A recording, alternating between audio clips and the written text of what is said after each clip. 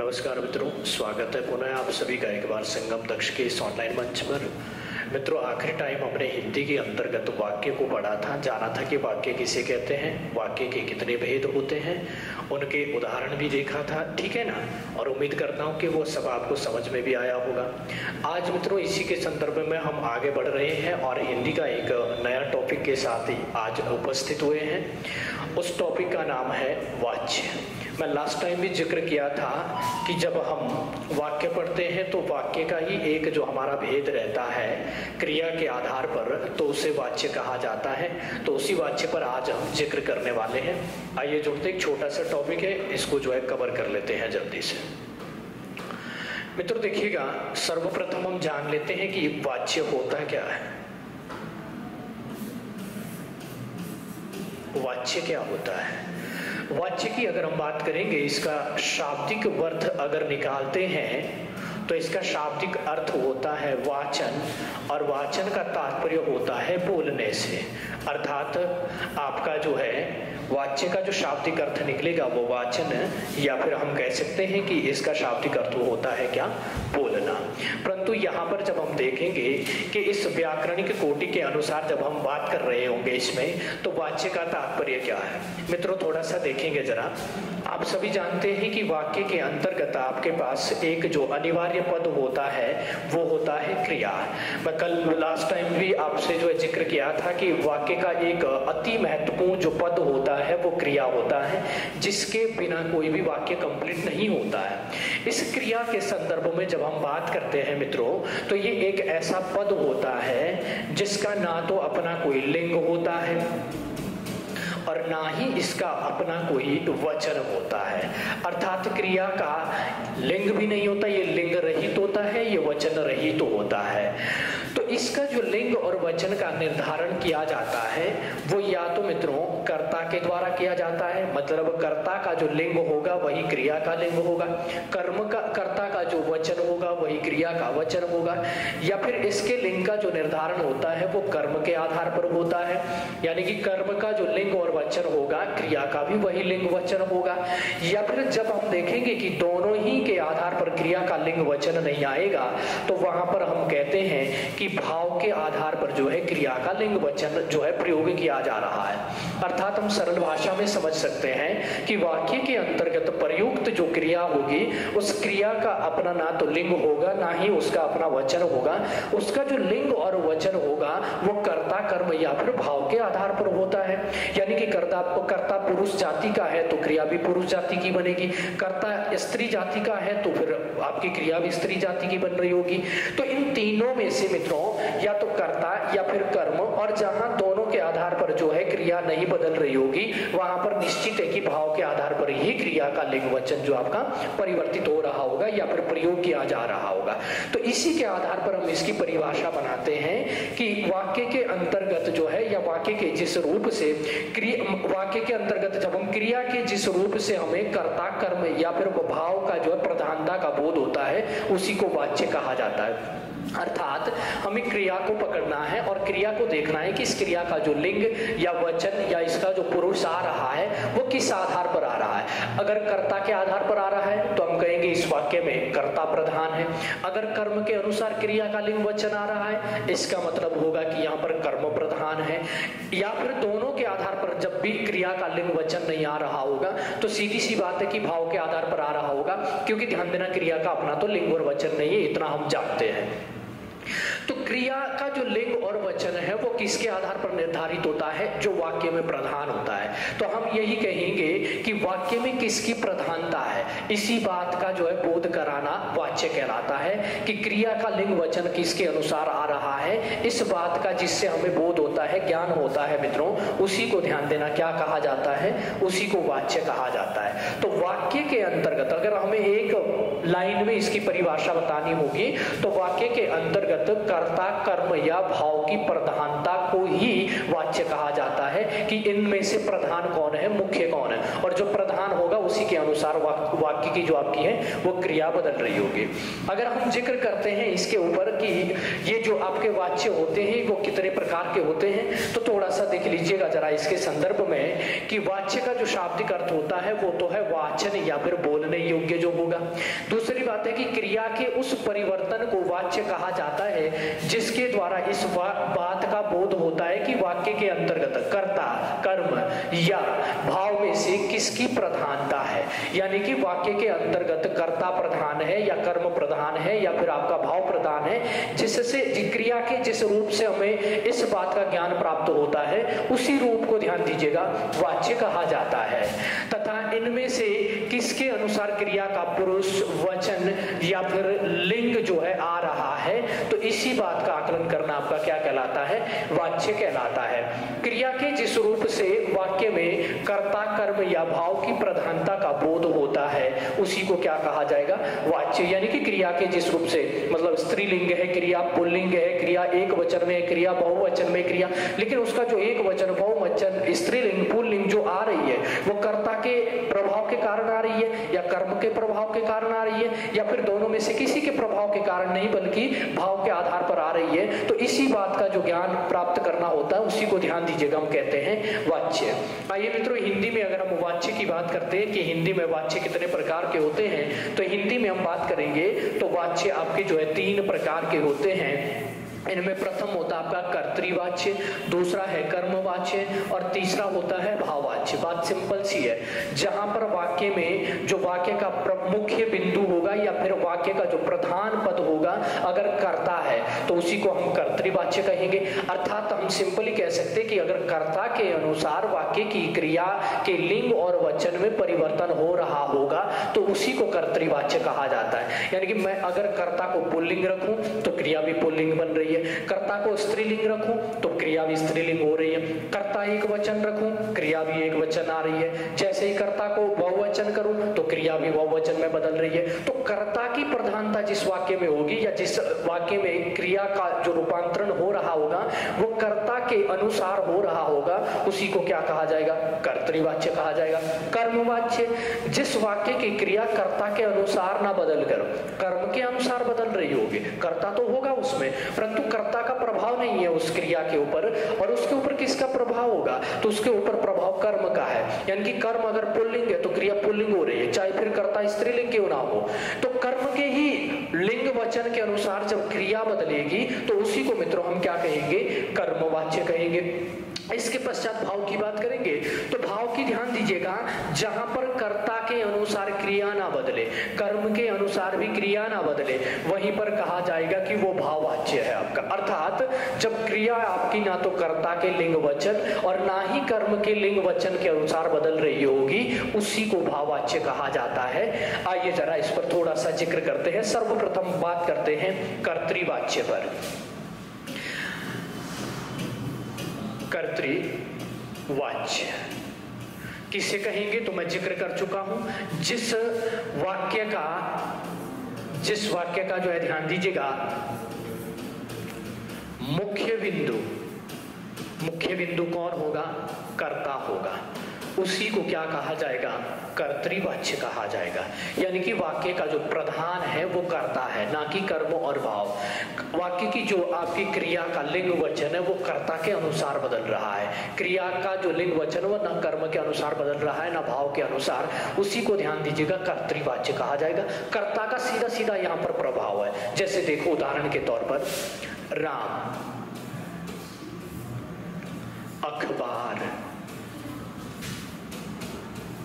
पढ़ता है, राम अखबार पढ़ता है। अब यहां पर हमें देखना है कि कौन प्रधान है, कर्ता प्रधान है या कर्म प्रधान है, क्योंकि इसमें कर्ता भी आया है, इसमें कर्म भी आया है। पहले तो हम जिक्र कर लें कि इसमें कर्ता कौन है और इसमें जो है कर्म कौन है। तो ध्यान दीजिएगा, पढ़ना यहां पर क्रिया है और आप जानते हैं कि ये पढ़ने की क्रिया किसके द्वारा की जा रही है, तो राम के द्वारा। तो राम कौन होगा, राम कर्ता कारक रहेगा। और इस राम के द्वारा क्या पढ़ा जा रहा है, तो अखबार पढ़ा जा रहा है, क्योंकि जो पढ़ने की जो क्रिया है वो ध्यान दीजिएगा आपकी सकर्मक क्रिया है। आप जब भी पढ़ोगे तो पढ़ने के लिए कोई ना कोई चीज तो चाहिए आपको, और पढ़ने के लिए जो भी चीज आपको चाहिए वो आपका कर्म रहता है। तो यहाँ पर राम जो है, ध्यान देना, पढ़ने की क्रिया कर रहा है तो राम क्या हो जाएगा, कर्ता। और अखबार पढ़ा जा रहा है तो अखबार क्या हो जाएगा, कर्म। और ध्यान देना, पढ़ना यहाँ पर क्या है, क्रिया है। तो तीनों पद हमारे पास है। अब हम देखते हैं कि ये जो क्रिया इस वाक्य में प्रयोग की गई है, ये क्रिया इस कर्ता के अनुसार आई है या फिर कर्म के अनुसार आई है, इसका ध्यान दीजिएगा। हम थोड़ा सा इस पर जानते हैं। सबसे पहले तो हमें देखना है कि क्रिया का लिंग क्या है और क्रिया का वचन क्या है। आइए मित्रों देखते हैं कि राम जो है अखबार पढ़ता है, ता है, तो अगर पढ़ता है इसका सीधा सीधा मतलब ये हुआ कि आपका जो क्रिया का जो लिंग है वो पुल्लिंग है, क्योंकि स्त्रीलिंग होता तो पढ़ती है आ जाता। तो अगर पढ़ती है होता तो फिर स्त्रीलिंग क्रिया थी, परंतु पढ़ता है इसका मतलब ये पुल्लिंग है। दूसरा, अगर ध्यान दीजिएगा इसके वचन की बात करेंगे तो यहाँ पर क्या है, इस क्रिया में एक वचन है, वही पढ़ता है, इसका मतलब एक ही है। अगर होता बहुवचन में तो पढ़ते हैं हो जाता, पढ़ते, यहाँ पर पढ़ते हो जाता और है के साथ अंक का बिंदु लग जाता जब भी बहुवचन में जाता है। तो यहाँ से जो पढ़ता है, जो ये क्रियापद है, इससे हमें सिद्ध हुआ कि पहली बात तो ये जो पढ़ते हैं, पढ़ता है, ये पुल्लिंग है, क्योंकि अगर स्त्रीलिंग होता तो पढ़ती है होता। और दूसरी बात कि यह एक वचन है, क्योंकि अगर बहुवचन होता तो पढ़ते हैं होता। तो क्रिया का लिंग क्या है, पुल्लिंग, और वचन क्या है, एक वचन। आइए जरा आप जिक्र करते यहाँ पर कि क्या राम के अनुसार आया है ये, या कि राम अर्थात कर्ता के अनुसार इसका लिंग और वचन आया है, या फिर इस अखबार अर्थात कर्म के अनुसार लिंग वचन आया है। तो पहले हम देखेंगे कि ये पुल्लिंग है और एक वचन है। पहले हम जिक्र करते हैं कि जरा कर्ता के आधार पर आया होगा। तो कर्ता देखो राम है, यहाँ पर आप सभी जानते हैं राम मतलब एक, यहाँ पर जो है पुल्लिंग का है, तो यहाँ पर हम क्या लिखेंगे कि राम, यानी कि कर्ता किस लिंग का है, तो पुल्लिंग का है, क्योंकि राम जो एक लड़के का नाम है। दूसरा ये आता है कि इसमें कितने, कौन सा वचन है, तो एक ही वचन है, क्योंकि अकेले एक राम की बात हुई है तो एक ही वचन है। तो क्या हम ये माने कि क्रिया का लिंग पुल्लिंग है और कर्ता का लिंग पुल्लिंग है, क्रिया का वचन एक वचन है और कर्ता का भी वचन एक वचन है, कि कर्ता के अनुसार आई होगी क्रिया, यहाँ कर्ता प्रधान है? नहीं, एक बार हमें कर्म को भी चेक करना है, कहीं ऐसा तो नहीं है कि कर्म के अनुसार यहाँ पर जो परिवर्तन हो रहा होगा। तो अखबार की अगर हम बात करेंगे मित्रों, तो अखबार भी आपका क्या है, पुल्लिंग शब्द है। भाई अगर पुस्तक आती इसके स्थान पर तो पुस्तक आपकी स्त्रीलिंग हो सकती थी, परंतु अखबार तो पुल्लिंग होता। मैंने अखबार पढ़ा, खरीदा, चाहे लड़की बोले या लड़का बोले, दोनों ही बोलेंगे मैंने अखबार पढ़ा, तो पढ़ा यानी कि इसका मतलब पुल्लिंग हो जाएगा। और अखबार यहाँ पर ध्यान दीजिएगा एक वचन है, क्योंकि एक ही अखबार का यहाँ पर जिक्र हुआ है, बहुत सारे अखबार का जिक्र नहीं हुआ, तो एक वचन में इसका प्रयोग हो रहा है। अब मित्रों थोड़ा सा हम देखें कि यहाँ पर ये निर्धारित करना थोड़ा सा कठिन हो रहा है कि ये क्रिया का लिंग और वचन है, ये कर्ता के लिंग वचन के अनुसार आ रहा है या फिर कर्म के लिंग वचन के अनुसार, क्योंकि क्रिया का लिंग पुल्लिंग है और अखबार का भी लिंग पुल्लिंग है और कर्ता का भी जो है ध्यान देना लिंग पुल्लिंग है। क्रिया एक वचन है, आपका कर्म भी एक वचन है और ध्यान देना आपका जो कर्ता है वो भी एक वचन है। तो जब भी ऐसी स्थिति हो कि हम सिद्ध ना कर पाए कि इसके जो लिंग और वचन है वो किसके अनुसार आए हैं, तो आपके पास ऑप्शन रहता है कि आप एक बार तो कर्ता को बदल कर देखो और एक बार ध्यान दीजिएगा आप कर्म को बदल कर देखो। किसी ना किसी एक के बदलने से उस क्रिया का जो लिंग और वचन है उसमें परिवर्तन आएगा। तो पहले हम क्या करते हैं कि इस कर्म का जो है लिंग या फिर ध्यान दीजिएगा वचन बदलेंगे और फिर देखते हैं कि क्या इस कर्म का लिंग या वचन बदलने से क्रिया का जो है लिंग और वचन में कोई परिवर्तन आ रहा है या नहीं। क्योंकि दोनों का जब हमने देखा तो पुल्लिंग पुल्लिंग थे और क्रिया भी पुल्लिंग, दोनों एक वचन क्रिया भी एक वचन, तो सिद्ध नहीं हो पाया। अब एक काम करते हैं, इस कर्म को एक बार हम बदल देते हैं। अखबार तो आपका पुल्लिंग है, इसकी जगह पर क्या रखते हैं हम, इसके स्थान पर ध्यान दीजिएगा पुस्तक रखते हैं। क्या इस कर्म को बदलने से, मतलब कर्म का हमने लिंग बदल दिया है, कर्म पहले पुल्लिंग था स्त्रीलिंग ले आए पुस्तक को, क्या ये स्त्रीलिंग करते ही कर्म का स्त्रीलिंग बनाते ही क्या क्रिया के ऊपर कोई प्रभाव आएगा या नहीं। अब अगर पढ़ेंगे राम पुस्तक पढ़ता है, तो ये तो नहीं बोल सकते हम कि राम पुस्तक पढ़ती है, तब तो वाक्य अशुद्ध हो जाएगा। तो राम पुस्तक पढ़ता है, यानी कि कर्म का मैंने क्या कर दिया था, लिंग बदल दिया, परंतु ध्यान दीजिएगा फिर भी क्रिया के लिंग के ऊपर कोई प्रभाव नहीं पड़ा। इससे सीधा ये सा जो है ध्यान दीजिएगा, मतलब ये जाहिर हो जाता है कि इस कर्म के अनुसार तो क्रिया नहीं आई है इस वाक्य में, क्योंकि कर्म का मैंने जैसे ही लिंग बदला, अगर कर्म के अनुसार क्रिया आई होती तो कर्म का लिंग बदलने से क्रिया का भी लिंग बदलना चाहिए था, परंतु नहीं बदल रहा कर्म के बदलने से। एक बार जरा ट्राई करते हैं कर्ता का लिंग बदलने से, जरा कर्ता का लिंग बदलते ही हमारी क्रिया का जो लिंग है वो बदलेगा या नहीं। तो राम के स्थान पर हम प्रयोग करते हैं सीता।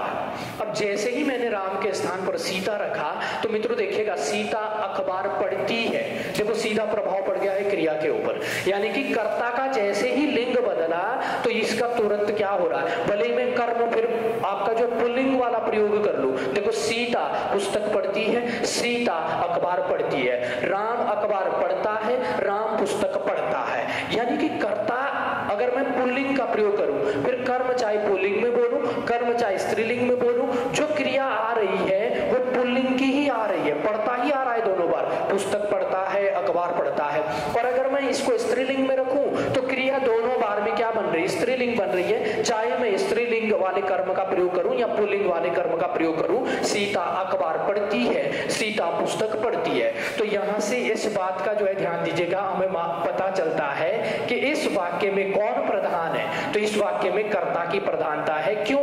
क्योंकि कर्ता को जैसे ही हम बदल रहे हैं वैसे ही क्रिया का जो है लिंग बदल रहा है, और कर्म का जो है लिंग बदलने से क्रिया के लिंग के ऊपर कोई भी प्रभाव नहीं पड़ा था, तो इसे हम कहेंगे ये कर्तृवाच्य का वाक्य है, क्योंकि इसकी जो क्रिया थी वो राम की जगह जैसे ही सीता किया तो ये स्त्रीलिंग हो गई थी, और जब कर्म का लिंग बदल रहा हूं तो इसके ऊपर कोई भी प्रभाव नहीं पड़ रहा। आप चाहे पुस्तक रखो, आप चाहे जो है ध्यान देना अखबार रखो, पुल्लिंग रखो, स्त्रीलिंग रखो, किसी भी लिंग का कर्म रखो, लेकिन क्रिया के ऊपर कोई भी प्रभाव नहीं पड़ रहा है। तो यहां से सिद्ध हो जाता है कि यहां पर आपका कौन सा था, कर्तृवाच्य था।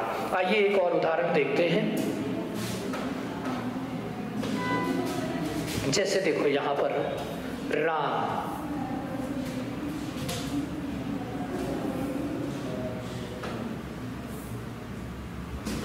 चाय पीता है, राम चाय पीता है। तो यहाँ पर ध्यान देना, बिल्कुल भी कठिनाई नहीं हो रही होगी समझने में। जैसा कि आप देख पा रहे हैं कि राम जो है क्या है, कर्ता है इस वाक्य का, और चाय क्या है, कर्म है इस वाक्य के, और पीना क्या है, क्रिया है इस वाक्य की।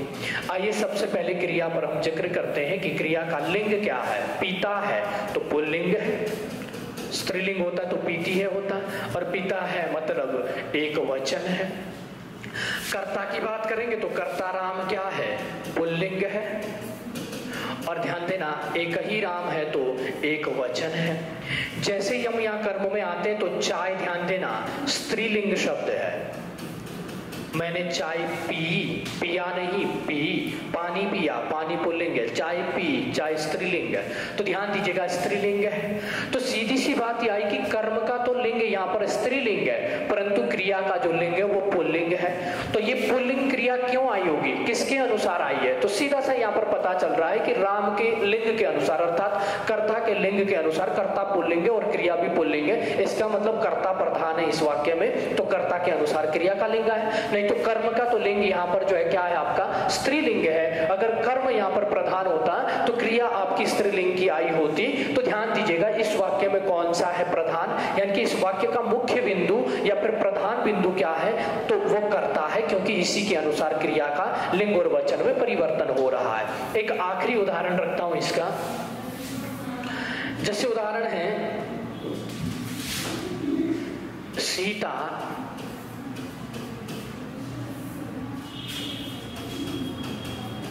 लस्सी बनाती है। आइए इसे समझते हैं कि इसमें प्रधान कौन है, कर्ता प्रधान है या फिर कर्म प्रधान है। देखिएगा यहाँ पर सीता के द्वारा लस्सी बनाने की क्रिया की जा रही है, तो क्रिया ध्यान देना, बनाना क्या है, क्रिया है, और किसके द्वारा क्रिया की जा रही, सीता के द्वारा, तो सीता कौन है, कर्ता है। और क्या बनाया जा रहा है, तो ध्यान देना इसके द्वारा जो भी बनाया जा रहा है, यानी कि जो भी मतलब क्रिया जो कही जा रही है वो इसका क्या होगा, वो कर्म है। तो सीता यहाँ पर करता है क्योंकि इसके द्वारा बनाने की क्रिया की जा रही है। और लस्सी बनाई जा रही है तो लस्सी यहाँ पर क्या है, तो कर्म है, और बनाना यहाँ पर क्या है, क्रिया है। तो सबसे पहले देखो कि क्रिया का लिंग क्या है, तो क्रिया का लिंग ध्यान दीजिएगा स्त्रीलिंग है, ठीक है ना। क्रिया का जो लिंग है वो स्त्रीलिंग है। और फिर आइए जरा यहाँ पर कर्ता का लिंग देखो, तो कर्ता का भी लिंग क्या है, स्त्रीलिंग है। और फिर देखो कर्म का लिंग क्या है, तो कर्म का भी लिंग क्या है, स्त्रीलिंग है। तो यहाँ से हम ये सिद्ध नहीं कर पाएंगे कि कौन से किसके आधार पर जो है क्रिया का लिंग आया होगा, क्योंकि सबके लिंग एक जैसे है। कर्ता का भी स्त्रीलिंग है, कर्म का भी स्त्रीलिंग है, क्रिया का भी स्त्रीलिंग है। तो ये जो क्रिया स्त्रीलिंग आई है ये कर्ता के अनुसार आई है या फिर कर्म के अनुसार आई है। तो एक बार आप क्या करो, कर्म को बदल दीजिए और एक बार आप क्या कीजिए, कर्ता को बदल दीजिए। जिसको बदलने पर क्रिया का लिंग बदलेगा वही प्रधान होगा और उसी का ध्यान दीजिएगा वाच्य होगा। आइए यहाँ पर लस्सी के स्थान पर हम क्या करते हैं, लस्सी के स्थान पर इसका पुल्लिंग बना देते हैं। और पुल्लिंग रखोगे मित्रों तो यहाँ पर जरा थोड़ा सा आप क्या करेंगे, मट्ठा रख दीजिएगा। ध्यान देना मट्ठा क्या होता है, पुल्लिंग शब्द है, जबकि लस्सी क्या है, स्त्रीलिंग शब्द है।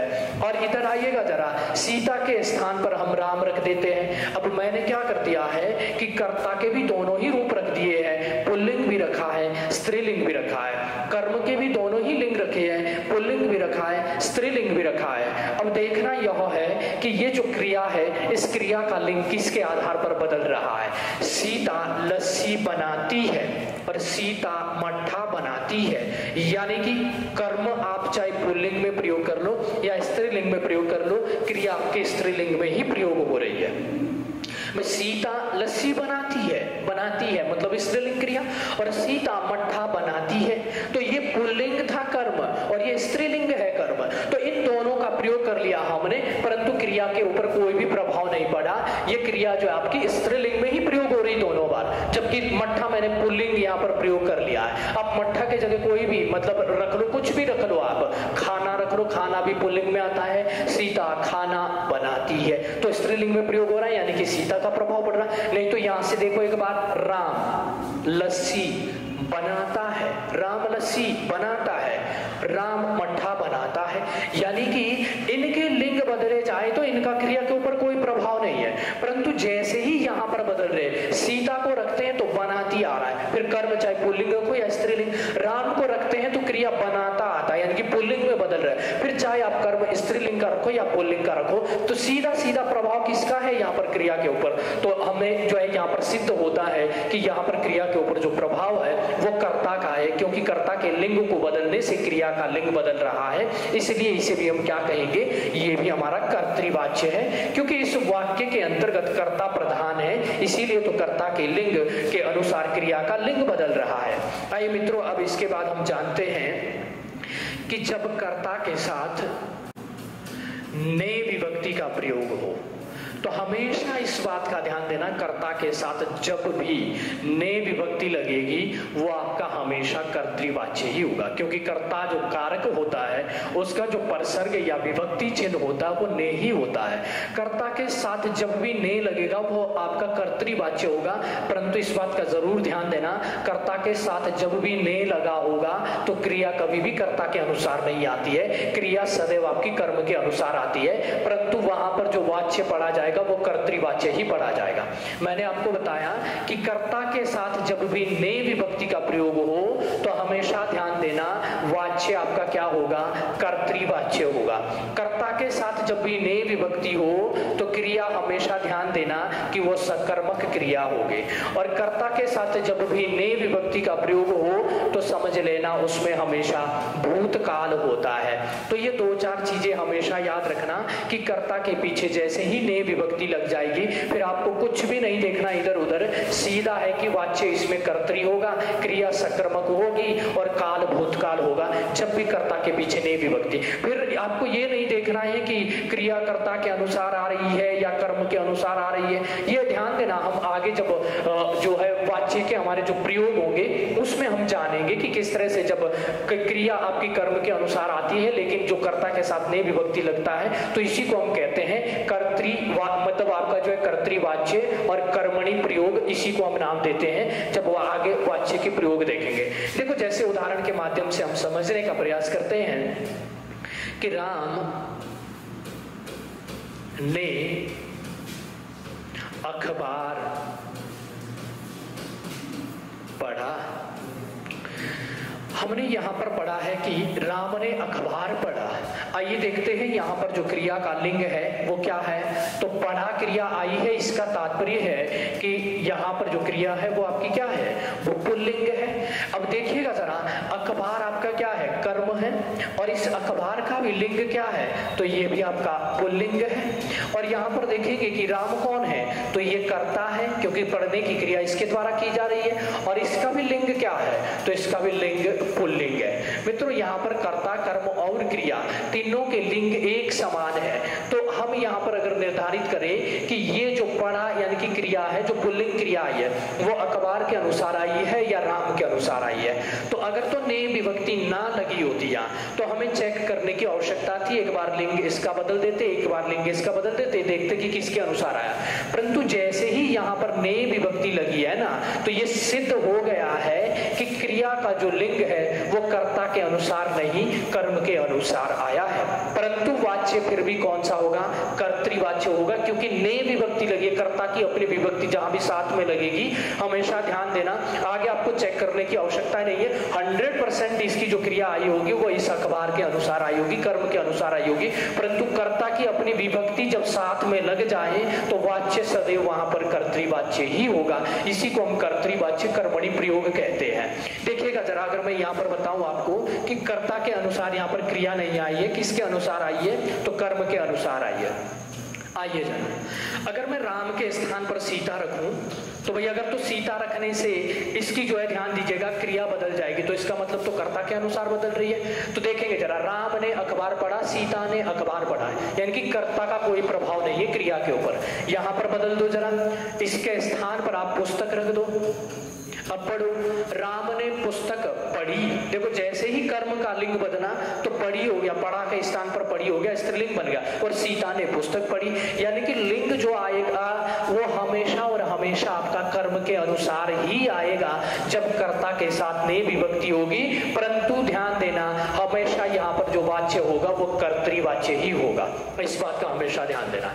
कर्ता के पीछे ने विभक्ति जैसे ही जुड़ी, वो चाहे संज्ञा पद हो या फिर सर्वनाम पद हो। संज्ञा पद होगा तो स्वतंत्र में रहेगा, और अगर ध्यान देना है यहाँ पर कोई सर्वनाम पद होता, जैसे उस है, तो इसके साथ ने विभक्ति जुड़ जाती तो उसने हो जाता।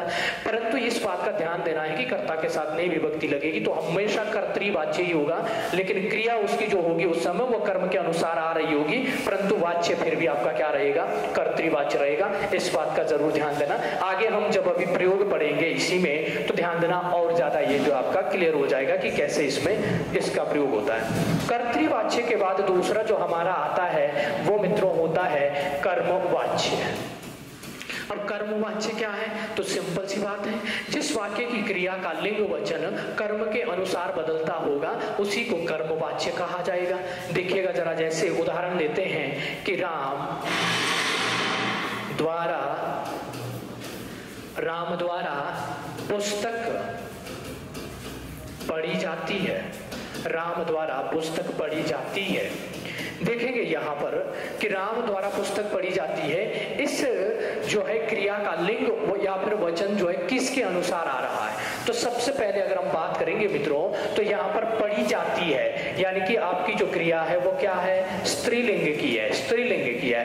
यहाँ पर देखेंगे जो राम है आपका वो क्या है, तो वो पुल्लिंग का है, अर्थात कर्ता पुल्लिंग है। और पुस्तक यहाँ पर कर्म है, और कर्म देखो पुस्तक क्या है, स्त्रीलिंग का है। तो सीधी सी बात यहाँ पर ये आ गई कि भाई कर्ता तो पुल्लिंग था लेकिन क्रिया स्त्रीलिंग है, किसके अनुसार आ रही है, तो कर्म के अनुसार आ रही है। तो सिंपल सी बात, और कर्ता कर्ता के साथ बड़ी बात यह है कि ने विभक्ति नहीं लगी। अगर कर्ता के साथ ने विभक्ति लगी होती और कर्म जो है आपका कर्म के अनुसार क्रिया आ रही होती तो कर्म आपका जो कर्तृवाच्य होता, परंतु यहाँ पर राम पुल्लिंग है और यहाँ पर जो कर्म है आपका वो स्त्रीलिंग है और क्रिया भी क्या है, स्त्रीलिंग है। यानी कि राम का तो प्रभाव है नहीं इसके ऊपर, कर्ता का तो कोई प्रभाव नहीं है, इसका मतलब पुस्तक का प्रभाव है। और आप थोड़ी देर के लिए अगर इस पुस्तक के स्थान पर क्या रखोगे, अखबार रखोगे, यानी कि जो कर्म था उसको पुल्लिंग करोगे तो राम द्वारा अखबार पढ़ा गया, यानी कि जैसे ही पुल्लिंग करोगे तो क्रिया भी यहाँ पर पुल्लिंग हो रही है। सीधा मतलब है कि क्रिया के ऊपर किसका प्रभाव है, तो कर्म का प्रभाव है। तो इसी को मित्रों हम क्या कहते हैं, कर्मवाच्य कहते हैं, ठीक है ना। और कर्मवाच्य में हमेशा ध्यान देना जो आपका कर्ता होगा वो कर्ण कारक बन जाता है।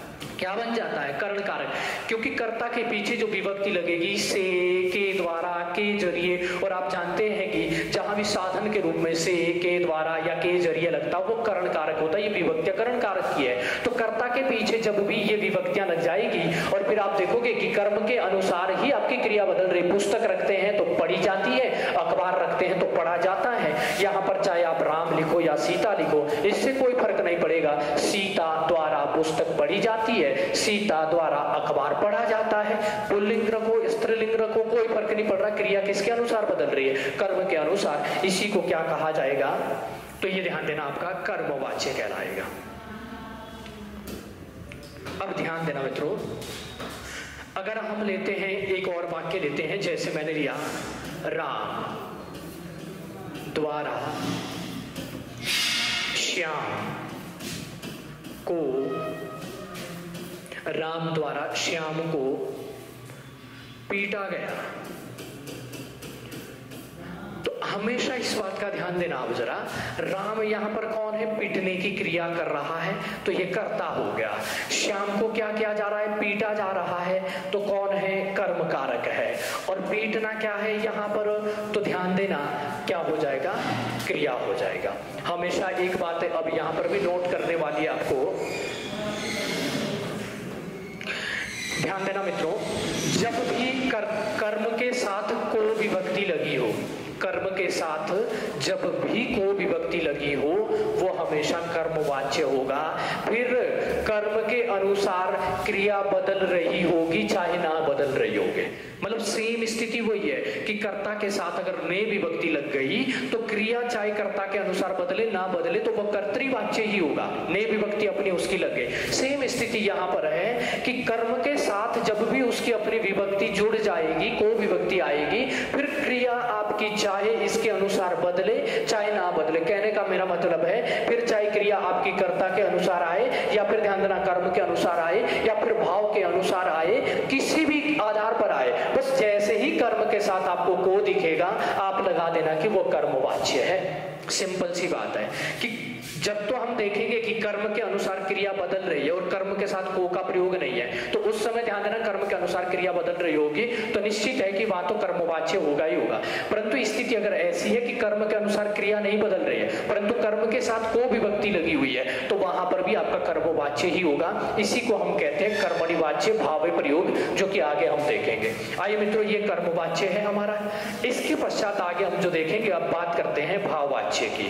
मित्रों देखते हैं भाववाच्य की, और भाववाच्य के संदर्भ में जब हम पढ़ेंगे, भाववाच्य के संदर्भ में जब हम पढ़ेंगे तो केवल इतना जानना है कि जिस वाक्य की क्रिया ना तो कर्ता के अनुसार प्रयोग की गई हो ना ही कर्म के अनुसार प्रयोग की गई हो, उसी को कहा जाता है भाववाच्य। बस इतना आपको ध्यान देना है। जहां पर कर्ता के अनुसार क्रिया का लिंग वचन बदलेगा वो कर्तृवाच्य है, जहां कर्म के अनुसार क्रिया का लिंग वचन बदलेगा वो कर्म अनुसार है, जहां दोनों में से किसी के भी आधार पर क्रिया का लिंग वचन ना बदले उसी को मित्रों क्या कहा जाता है, भाववाच्य कहा जाता है। जैसे उदाहरण से समझते हैं, देखिएगा जरा, राम ने श्याम को बुलाया। राम ने श्याम को बुलाया। आइए जरा थोड़ा सा मैं इससे पहले आप लोगों को एक बात बता दूं। मैंने आपको बताया था कि यदि कर्ता के साथ ने विभक्ति दिख जाए तो आंख बंद करके लगा देना कर्तृवाच्य, फिर चाहे उसकी क्रिया किसी के आधार पर भी बदल रही होगी। फिर मैंने आपको बताया यदि कर्म के साथ को विभक्ति हो, फिर ध्यान दीजिएगा आंख बंद करके लगा देना कर्मवाच्य, चाहे फिर क्रिया किसी के अनुसार भी बदल रही हो। बशर्त है कि जब कर्ता के साथ ने हो तो कर्म के साथ को नहीं होना चाहिए, और जब कर्म के साथ को हो तो फिर कर्ता के साथ ने नहीं होना चाहिए। इस बात का जरूर ध्यान देना है। यानी कि जहां मैं कह रहा हूं कि कर्ता के साथ अगर को ने विभक्ति है तो निश्चित है कि वहां पर कर्म के साथ को विभक्ति नहीं होनी चाहिए, और जब मैं कह रहा हूं कि कर्म के साथ जब को विभक्ति हो तो निश्चित है उस समय कर्ता के साथ ने विभक्ति नहीं होनी चाहिए, तभी ये नियम सिद्ध होता है, ध्यान देना ये नियम लागू होता है। ठीक है ना। इसके बाद अगर हम बात करते हैं, अगर स्थिति ऐसी हो जाए कि कर्ता के साथ भी ने विभक्ति हो और कर्म के साथ भी को विभक्ति हो, दोनों ही स्थितियां अगर लागू होती है, मैंने इससे पहले आपको क्या कहा वो ध्यान देना जरूर आप लोगों को याद रखना है। कर्ता के साथ ने है, कर्म के साथ को नहीं है, तो ध्यान दीजिएगा ऐसी स्थिति में कर्तृवाच्य है, और कर्म के साथ को है लेकिन कर्ता के साथ ने नहीं है, तब ध्यान दीजिएगा 100% आपका कर्मवाच्य है। परंतु स्थिति जब भी ऐसी आएगी कि कर्ता के साथ भी ने हो, कर्म के साथ भी को हो, यानी दोनों कारकों की अपनी विभक्तियां प्रयोग की गई हो, तो हमेशा ध्यान देना यहाँ पर ना तो कर्तृवाच्य होगा ना ही कर्मवाच्य होगा, यहाँ पर जो होगा वो केवल और केवल आपका भाववाच्य होगा। ये बात आप जरूर ध्यान देना, हमेशा याद रखना। क्यों? क्योंकि यहाँ जो क्रिया होगी वो ना तो कर्ता के अनुसार बदल रही होगी ना कर्म के अनुसार। आप देखिएगा जरा, यहाँ पर हम कर्ता को जो है बदल कर देखते हैं और कर्म को भी बदल कर देखते हैं। राम के स्थान पर रखिएगा सीता और श्याम के स्थान पर रखिएगा राधा, तो देखो एक बार बदल कर देखो, क्या इन दोनों को बदलने से क्रिया में कोई परिवर्तन हो रहा? राम ने श्याम को बुलाया, राम ने राधा को बुलाया, सीता ने श्याम को बुलाया और सीता ने राधा को बुलाया।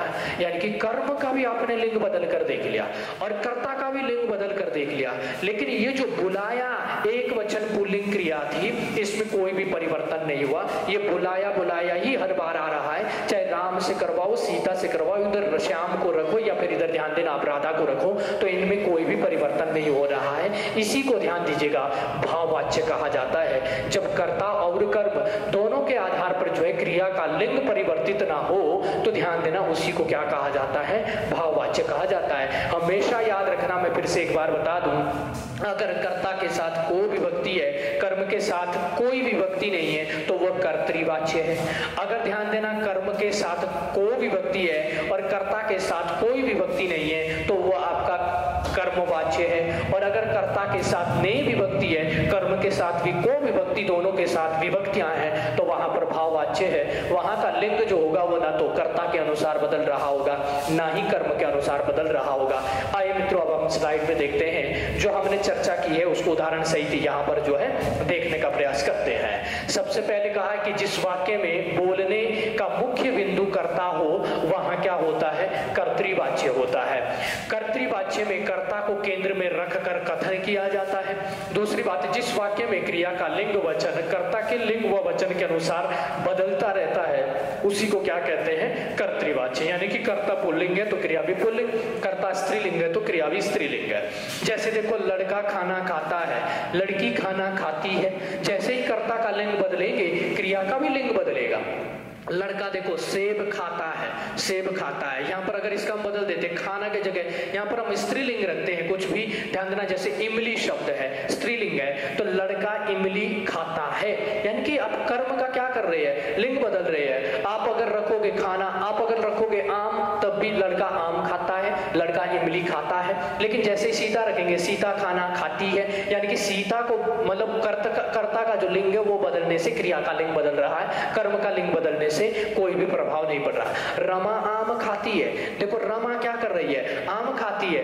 देखो यहाँ पर पुल्लिंग है, आपके पास कर्म है, स्त्रीलिंग आपके पास क्या है, ध्यान देना, स्त्रीलिंग आपके पास जो करता है, इसीलिए क्रिया भी आपकी क्या आई है, स्त्रीलिंग आई है। क्योंकि ध्यान देना कर्म के अनुसार आ रही होती तो आम के अनुसार तो पुल्लिंग आनी चाहिए थी, तो सीधा क्रिया के ऊपर रमा का प्रभाव यानी कि कर्ता का प्रभाव है। सेम स्थिति राधा जो है पुस्तक पढ़ती है, अब राधा के द्वारा पुस्तक पढ़ी जा रही है, यहाँ पर ध्यान देना, तो राधा पुस्तक पढ़ती है, तो देखो पढ़ने की जो क्रिया है यहाँ पर वो स्त्रीलिंग में दी हुई है, पढ़ती है, और पुस्तक भी स्त्रीलिंग है, राधा भी स्त्रीलिंग है। तो यहाँ पर निर्धारित करना किसके आधार पर है, तो इस पुस्तक के स्थान पर अगर अखबार रखते हैं तो राधा अखबार पढ़ती है, यानी कि अगर आप कर्म को पुल्लिंग कर रहे हैं तब भी स्त्रीलिंग ही क्रिया आ रही है। और जैसे ही राधा की जगह आप श्याम रखते हैं, पुल्लिंग रखते हैं, तो क्रिया भी बदल जाएगी, श्याम पुस्तक पढ़ता है तो पढ़ती ही का पढ़ता हो जाएगा, यानी कि यहाँ पर जो है कर्ता के अनुसार क्रियाएं क्या हो रही है, बदल रही है।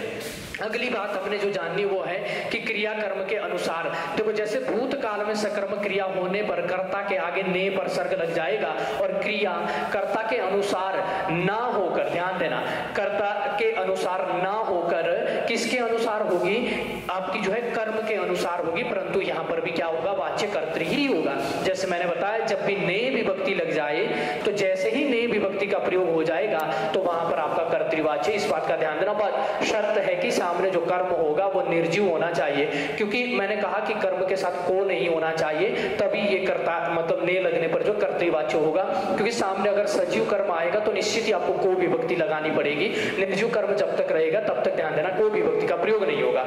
तो राम संजीता के साथ जैसे ही ने आया तो ये हमने सीधा कह दिया कि ये क्या हो गया, आपका कर्तृवाच्य हो गया, बस कर्म के साथ को ना हो। जैसे अमित ने खीर खाई, भले ही ये जो खाई क्रिया स्त्रीलिंग है वो खीर के अनुसार आ रही, पर कर्ता के साथ जब जैसे ही इसकी अपनी विभक्ति आ जाएगी ये कर्तृवाच्य ही प्रयोग होगा, जब तक इस कर्म के साथ को नहीं आएगा, और कर्म के साथ को तभी आएगा अगर सजीव कर्म आएगा, इस बात का ध्यान देना। कर्तृवाच्य में सकर्मक एवं अकर्मक दोनों ही प्रकार की क्रियाओं का प्रयोग होता है, ये भी ध्यान देना कि कर्ता जो आपके कर्तृवाच्य होते हैं इसमें क्रिया का रूप सकर्मक भी हो सकता है, अकर्मक भी। जैसे आप देखते हैं जो कर्मवाच्य होता है उसमें केवल सकर्मक क्रियाओं का प्रयोग होता है, और जो भाववाच्य होते हैं उसमें केवल अकर्मक क्रियाओं का प्रयोग होता है। तो कर्तृवाच्य एक ऐसा वाच्य है जिसमें सकर्मक और अकर्मक दोनों ही क्रियाओं का प्रयोग होता है। जैसे पुनीत दौड़ता है, तो ध्यान दीजिएगा पुनीत दौड़ता है तो यहाँ पर क्या है, दौड़ना अकर्मक क्रिया है, दौड़ने के लिए कोई भी कर्म की आवश्यकता नहीं, और वह पुस्तक पढ़ता है तो पढ़ने के लिए जो है किसी कर्म की आवश्यकता है, तो सकर्मक अकर्मक दोनों का प्रयोग होता है। इसके बाद हमने कर्म पर चर्चा की है कि जब भी आपका जो है क्या होगा, वाक्य का जो मुख्य बिंदु होगा वो कौन होगा, कर्म होगा, तो उसी को कर्मवाच्य कहेंगे। तो जिस वाक्य में कथन का मुख्य बिंदु कर्ता ना होकर कर्म होता है उसे क्या कहेंगे, कर्मवाच्य। या फिर जिस वाक्य में क्रिया का लिंग व वचन कर्म के लिंग वचन के अनुसार बदलता रहता है उसी को कर्मवाच्य कहेंगे। जैसे लड़के द्वारा खाना खाया जाता है, तो लड़का पुल्लिंग था तो ध्यान दीजिएगा क्रिया पुल्लिंग आ रही, लेकिन ये लड़के के अनुसार नहीं आ रहा है, ये किसके अनुसार आ रहा है, खाने के अनुसार। लड़के के स्थान पर तो आप लड़की रख के देखो, लड़की द्वारा खाना खाया जाता, लड़के द्वारा खाना खाया जाता, तो कर्ता का लिंग बदलने से तो क्रिया के लिंग के ऊपर कोई प्रभाव नहीं पड़ रहा है। परंतु खाने के स्थान पर अगर हम यहाँ पर स्त्रीलिंग शब्द का प्रयोग करते हैं तो ध्यान दीजिएगा जैसे लड़के द्वारा इमली खाई जाती है, तो लड़का भले ही पुल्लिंग है लेकिन इमली स्त्रीलिंग शब्द रखते ही, स्त्रीलिंग कर्म रखते ही क्रिया आपकी बदल रही है।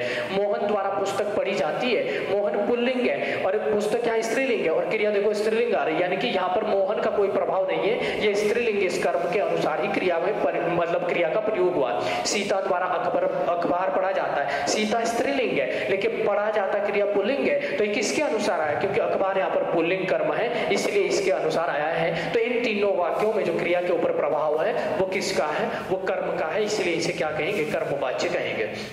ध्यान देना कर्मवाच्य के जो वाक्य होंगे इस वाक्य में क्रिया का कर्ता जो है कर्म कारक ना रह कर क्या रह जाता है, करण कारक हो जाता है, क्योंकि इसके आगे ध्यान देना करण कारक का जो है प्रयोग होता है। देखो द्वारा द्वारा द्वारा, के द्वारा द्वारा, के जरिए से, ये सारी विभक्ति करण कारक की होती है। तो कर्ता के पीछे नई विभक्ति न लग के करण कारक की यहाँ पर विभक्ति का प्रयोग होता है। अगली बात अगर करेंगे कि वाक्य की जो क्रिया होती है उसका लिंग या वचन कर्म के लिंग वचन के अनुसार आता है। मैंने कहा यहाँ कर्म के अनुसार, कर्म के अनुसार, कर्म के अनुसार क्रियाओं का प्रयोग हो रहा है। कर्मवाच्य में क्रिया सदैव सकर्मक होगी, कभी भी अकर्म क्रिया का प्रयोग इसके अंतर्गत नहीं किया जाएगा। कर्मवाच्य में यदि कर्म के आगे कोई विभक्ति का मतलब सीधा है कि कर्म की जो विभक्ति को होती है आ जाए तो क्रिया जो है कर्म के अनुसार ना आएगी, लेकिन ध्यान दीजिएगा वहां पर भी क्या होगा, आपका कर्मवाच्य होगा। जैसे लड़की द्वारा लड़के को पीटा गया, ध्यान देना, लड़की यहाँ पर क्या है, स्त्रीलिंग है, लेकिन पीटा गया क्या है, पुल्लिंग क्रिया है। तो यहाँ पर कर्म के अनुसार या कर्म के अनुसार आ रहा है, ठीक है ना, यहाँ तो कर्म के अनुसार ही क्रिया आ रही है, पीटा गया और लड़का आपका कर्म है तो को विभक्ति भी आई है तो यहाँ पर हो जाएगा। जैसे मोहित द्वारा सोनिया को बुलाया गया, तो ध्यान दीजिएगा मोहित आपका पुल्लिंग है और सोनिया क्या है, कर्म आपका क्या है, स्त्रीलिंग है, परंतु बुलाया गया आपकी जो क्रिया है वो क्या है, पुल्लिंग में है, जबकि कर्म स्त्रीलिंग है। परंतु ये जो को विभक्ति इसके साथ लगी है, इस को विभक्ति के कारण क्या हो गया, ये कर्म कारक हो गया, जबकि कर्म के अनुसार नहीं आ रही क्रिया, किसके अनुसार आ रही है, कर्ता के अनुसार आ रही है। कर्ता पुल्लिंग है, क्रिया भी पुल्लिंग है और कर्म स्त्रीलिंग है। पर जहां भी आपको दिखेगा कि कर्ता के साथ तो कोई विभक्ति नहीं है, मतलब कोई विभक्ति का मतलब है कि कर्ता की अपनी ने विभक्ति नहीं है, और ध्यान देना कर्म के साथ कोई विभक्ति आ जाएगी तो वहां पर आपका जो क्या रहेगा, सदैव कर्मवाच्य रहेगा। भाववाच्य की बात करेंगे, जिस वाक्य में कथन का मुख्य बिंदु ना तो कर्ता हो ना कर्म हो, सीधा भाव यहाँ पर मुख्य बिंदु हो, तो उसी को भाववाच्य कहते हैं। जिस वाक्य की क्रिया का लिंग या वचन कर्ता या कर्म के लिंग वचन के अनुसार नहीं बदलता है उसी को भाववाच्य कहा जाता है। जैसे मुझसे चला नहीं जाता, मुझसे चला नहीं जाता। और दूसरी बात ध्यान देना, भाववाच्य में जो है अकर्मक क्रियाओं का प्रयोग किया जाता है, यहाँ पर कर्म का प्रयोग नहीं होता। अब वो कह रहा है मुझसे चला नहीं जाता है, तो मित्रों ध्यान दीजिएगा यहाँ पर मुझसे चला नहीं जाता, इस मुझसे के स्थान पर एक बार आप राम को रखकर देखो तो राम से चला नहीं जाता, एक बार सीता रखकर देखो, सीता से चला नहीं जाता। कर्म पहले ही नहीं है इसमें, तो कर्म के अनुसार तो क्रिया आ ही नहीं सकती। जब कर्म है ही नहीं तो उसके आधार पर क्रिया कैसे आएगी। कर्ता है पर कर्ता का भी कोई प्रभाव नहीं पड़ रहा, राम से चला नहीं जाता, सीता से चला नहीं जाता, कर्म है ही नहीं, पहले कर्म के अनुसार क्रिया पहले ही नहीं है, और कर्ता था, कर्ता के अनुसार भी क्रिया बदल नहीं रही है, यानी कि ना तो कर्ता का प्रभाव क्रिया के ऊपर है, कर्म पहले ही नहीं है तो उसका तो प्रभाव रहेगा ही नहीं, तो सीधा इसी को हम कहते हैं भाववाच्य। जैसे अब तो मरीज से चला जाता है, अब तो मरीज से चला जाता है, तो यहाँ देखेंगे तो मरीज यहाँ पर कौन है, कर्ता है, और चलना क्या है, क्रिया है। अब अगर मैं बोलूं कि अब तो राम से चला जाता है, अब तो सीता से चला जाता है, तो राम रखूं या सीता रखूं, दोनों में से किसी का भी प्रभाव क्रिया के ऊपर नहीं पड़ रहा, और कर्म पहले ही नहीं होता इसमें, तो कर्म के अनुसार तो क्रिया आ ही नहीं सकती इसकी। और ध्यान दीजिएगा कर्ता था, कर्ता के बदलने से भी क्रिया नहीं बदल रही, इसका मतलब ये ना तो कर्ता के अनुसार क्रिया बदल रही है ना कर्म के अनुसार क्रिया बदल रही है, तो सीधा इसमें क्या हो जाएगा, भाववाच्य हो जाएगा। पहचान क्या है इसकी, तो पहचान साधारण सी है कि इसमें करण कारक का जो है मतलब जो कर्ता होता है वो सेम जो स्थिति आपने वहां पर देखी थी। जैसे ध्यान दीजिएगा आप जो है इससे पहले जो आप कर्मवाच्य पढ़ चुके हैं उसमें कर्ता आपका क्या बन जाता था, करण कारक बन जाता था, उसके आगे से के द्वारा लगता था। सेम स्थिति यहाँ भी वही है, देखो यहाँ से लगा है, यहाँ से लगा है, करण कारक की विभक्ति है, ठीक है ना। तो कर्ता अपने मूल यानी कि कर्ता की जो विभक्ति होती है ने, उस ने विभक्ति का प्रयोग ना होकर करण कारक की जो है विभक्ति का प्रयोग होता है यहाँ भी, परंतु कर्ता के अनुसार क्रिया का जो है मतलब रूपांतरण नहीं होता है। क्रिया सदैव अकर्मक होगी, ये मैं पहले बता चुका हूँ। भाववाचक में किसी क्रिया के न कर सकने की या फिर असमर्थता का भाव, कुछ किताबें लिखती है कि भाववाच्य में केवल असमर्थता वाले वाक्य होते हैं, परंतु ये सत्य नहीं है। असमर्थता और समर्था वाले दोनों ही ध्यान देना वाक्यों का प्रयोग होता है। जैसे देखो यहाँ पर हमने लिखा है कि बच्चे से चला जाता है, तो ये सामर्थ्य वाली बात है। कुछ कहते हैं कि केवल जहां पर नकारात्मक जो भाव होता है वही भाववाच्य, जैसे मुझसे चला नहीं जाता, परंतु अगर हम बोले कि मुझसे चला जाता है जो मतलब आपका सकारात्मक है, उसमें भी ध्यान देना भाववाच्य आपका हो सकता है। तो ये हमने जाना कि जहां ना कर्ता के अनुसार क्रिया बदलेगी ना कर्म के अनुसार क्रिया बदलेगी, वहां पर आपका भाववाच्य है। इसके बाद ध्यान देना दो चार आपके जो है वाच्य के जो प्रयोग होते हैं इन पर थोड़ा सा चर्चा कर लेते हैं। हालांकि मैं बता चुका हूं पीछे ये बातें। एक तो होता है कर्तृवाच्य और आपका जो है कर्तृवाच्य और कर्तृ प्रयोग। कहने का सीधा मतलब है जब आपका जो क्रिया का लिंग वचन वो कर्ता के अनुसार ही बदल रहा होगा, कर्ता के अनुसार ही बदल रहा होगा, तो उसी को ध्यान दीजिएगा कर्तृवाच्य और ध्यान दीजिएगा कर्तृ प्रयोग प्रयोग कहा जाता है। जैसे देखो, लड़का पुस्तक पढ़ता है, तो पढ़ना यहाँ पर पुल्लिंग क्रिया है, लड़का भी पुल्लिंग है, जबकि पुस्तक कर्म यहाँ क्या है, स्त्रीलिंग है। तो ये क्रिया किसके अनुसार आई, तो क्रिया ध्यान दीजिएगा कर्ता के अनुसार आ रही है। तो कर्ता के अनुसार ही क्रिया आ रही है और कर्ता ही यहाँ पर जो है मुख्य केंद्र है या फिर कर्ता ही वाच्य है। इसी को कहेंगे कर्तृवाच्य और कर्तरी प्रयोग। दूसरी स्थिति में क्या है, कर्ता के साथ ने लग गया है, लेकिन जो यहाँ पर ध्यान दीजिएगा, यहाँ पर जो क्रियाएं आ रही है वो कर्ता के अनुसार नहीं आ रही है, वो ध्यान देना कर्म के अनुसार। देखो, लड़के ने पुस्तक पढ़ी, लड़का तो पुल्लिंग है, क्रिया क्या आई, स्त्रीलिंग। क्यों, क्योंकि कर्म यहाँ पर स्त्रीलिंग था। परंतु स्थिति क्या है, स्थिति ये है कि कर्ता के साथ ने लग गया है ना, तो जब भी कर्ता के साथ ने लगेगा तो वहां पर हमेशा कर्तृवाच्य होगा। परंतु क्रिया का जो प्रयोग हो रहा है यहाँ पर, वो क्रिया का प्रयोग किसके अनुसार हो रहा है, तो कर्म के अनुसार हो रहा है। और वाच्य कौन सा है, कर्तृवाच्य है। इसी को कहते हैं हम कर्तृवाच्य कर्मणि प्रयोग, यानी कि क्रिया का जो रूप बदल रहा है वो कर्म के अनुसार बदल रहा है, परंतु वाच्य ने विभक्ति लगने के कारण कर्तृ है। इसी को कर्तृवाच्य कर्तरी प्रयोग कहते हैं। यानी कि वाच्य अगर कर्ता है, क्रिया भी कर्ता के अनुसार बदल रही है, तो कर्तृवाच्य कर्तरी प्रयोग होगा। अगर वाच्य आपका कर्ता है, मतलब कर्तृ है, ने विभक्ति लगी है और क्रिया कर्म के अनुसार बदल रही है, तो उसी को कर्तृवाच्य कर्मणि प्रयोग कहा जाता है। अब अगर स्थिति ऐसी हो कि वाच्य कर्तृ है, क्यों, क्योंकि कर्ता के साथ ने लगा हुआ है और क्रिया ना तो कर्ता के अनुसार बदल रही है ना कर्म के अनुसार बदल रही है, सीधी सी बात है, भाव के अनुसार बदल रही है, तो ध्यान दीजिएगा उसी को कहते हैं कर्तृवाच्य भाव प्रयोग। जैसे माँ ने बच्चे को खिलाया, माँ ने बच्चे को, देखो माँ यहाँ पर खिलाने का काम कर रही है तो करता है और उसके साथ अपनी विभक्ति भी आ गई ने, तो जैसे ही ने विभक्ति आ जाएगी तो समझ लेना कर्तृवाच्य। परंतु क्रिया का प्रयोग किसके अनुसार है, क्या माँ के अनुसार आया। अब देखो, माँ पुल्लिंग स्त्रीलिंग है, पिता रखो जरा, पिता ने बच्चे को खिलाया, मतलब खिलाया जो क्रिया, इसमें कोई परिवर्तन नहीं हो रहा, माँ करोगे या पिताजी को, स्त्रीलिंग रखो या पुल्लिंग। दूसरा देखो, कर्म को देखो, माँ ने बच्चे को खिलाया या माँ ने बच्ची को खिलाया, माँ ने लड़के को खिलाया, माँ ने लड़की को खिलाया, मतलब कर्ता को बदलूं या कर्म को बदलूं, क्रिया के ऊपर कोई प्रभाव नहीं पड़ रहा। इसका मतलब क्रिया किसके अनुसार है, भाव के अनुसार। लेकिन ये ने विभक्ति जो लग गई है, वाच्य क्या होगा, कर्तृ। तो वाच्य कर्तृ है, लेकिन क्रिया का जो प्रयोग है वो भाव के अनुसार है, इसी को हम कहते हैं कर्तृवाच्य भावे प्रयोग। आगे बढ़ेंगे, अब देखेंगे कर्मवाच्य के अंतर्गत। कर्मवाच्य में ध्यान दीजिएगा क्या प्रयोग होगा। एक तो सीधा है कि कर्तृ मतलब कर्मवाच्य है और क्रिया भी कर्म के अनुसार ही आ रही है। जैसे देखो, लड़के द्वारा पुस्तक पढ़ी गई, लड़के द्वारा पुस्तक, तो लड़का तो क्या है, पुल्लिंग, और ये पुस्तक क्या है, स्त्रीलिंग, और पढ़ी गई क्रिया भी क्या है, स्त्रीलिंग, तो पुस्तक कर्म है ना, ये तो पुल्लिंग था, कर्ता, कर्ता क्या प्रभाव नहीं है क्रिया के ऊपर, किसका है, स्त्रीलिंग जो आपका कर्म था उसका प्रभाव। तो सिंपल सी बात है कि आपका वाच्य भी आपका कर्मवाच्य है और क्रिया के ऊपर जो प्रभाव है वो भी किसी का है, कर्म का ही है, तो कर्मवाच्य और कर्मणि प्रयोग हो गया, कोई दिक्कत नहीं है। जैसे देखो, लड़की द्वारा अखबार पढ़ा गया, तो लड़की स्त्रीलिंग है और ध्यान दीजिएगा यहाँ पर जो क्रिया आई है वो पुल्लिंग आई। क्यों आई पुल्लिंग, क्योंकि कर्म पुल्लिंग है, इसका मतलब वाच्य भी कर्म है और जो क्रिया का प्रयोग हो रहा है वो भी कर्म के अनुसार हो रहा है, तो इसी को हम कहेंगे क्या, कर्मवाच्य और कर्मणि प्रयोग। अंततः जो हम देखेंगे यहाँ पर कर्तृवाच्य भाव प्रयोग, सॉरी कर्मवाच्य, यहाँ पर कर्मवाच्य होगा कर्मवाच्य भावे प्रयोग, यानी कि वाच्य तो होगा क्या, कर्म, क्योंकि मैं पहले बताया कर्म के साथ जब भी कोई विभक्ति लगेगी तो वो कर्मवाच्य है, परंतु क्रिया इसकी जो है हो सकता है कि कर्म के अनुसार आ रही होगी, लेकिन ऐसा भी हो सकता है कि कर्म के अनुसार आई नहीं रही, भाव के अनुसार आपकी जो क्रिया आ रही होगी।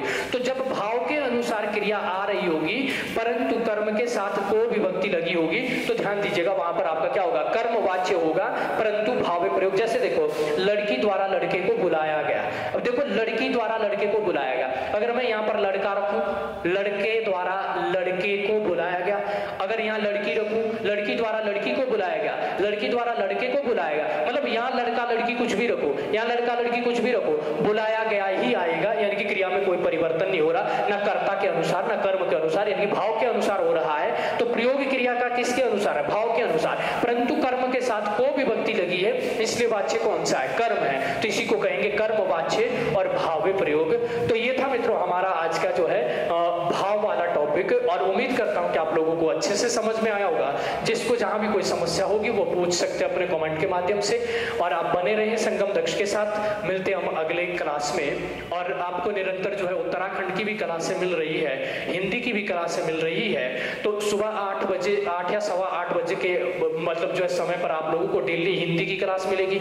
शाम के 8 बजे डेली आपको उत्तराखंड की क्लास मिलेगी। तो आप जुड़े रहिए और इसका फायदा उठाते रहिएगा। धन्यवाद।